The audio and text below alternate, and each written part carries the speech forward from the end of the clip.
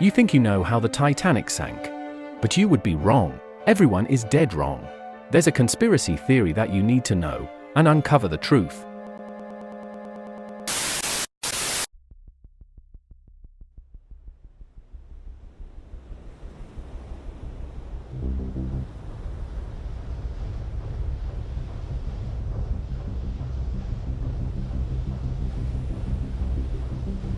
It's 11:40 p.m.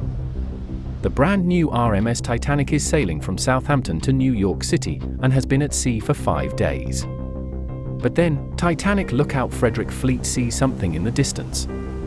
Not an iceberg, it's Iron Man. At 11:42, Iron Man grabs an iceberg and smashes it into the ship's bow, destroying the first 2 compartments and causing the crow's nest to fall into the sea.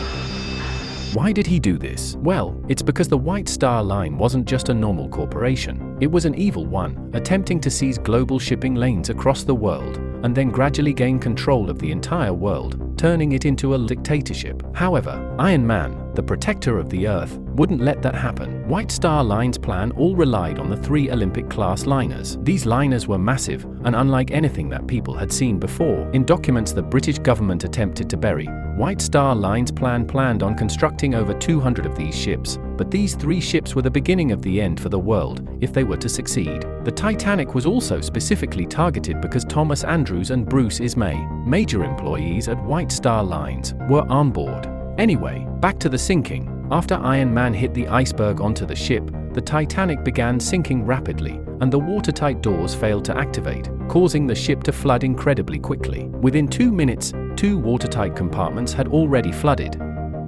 This would cause the ship to lean forward, and putting incredible pressure on the ship's structure.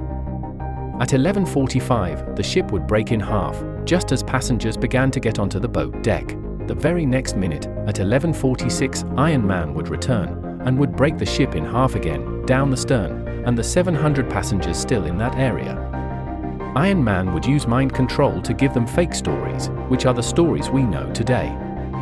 These fake stories include Brown Molly, Second Officer Murdoch, a fake Bruce Ismay, and more. Iron Man would also take all of the lifeboats and distribute the passengers across them. But then, at 11:47, Iron Man would go underwater, send an SOS signal and then come back up. However, Iron Man's super speed would send several SOS messages at once, which would be backed up and evenly distributed across the next 2 hours. This is a phenomenon known as wireless backup. After the Carpathia arrived at 4 a.m., the real sink would be lost to time. Until the 2000s.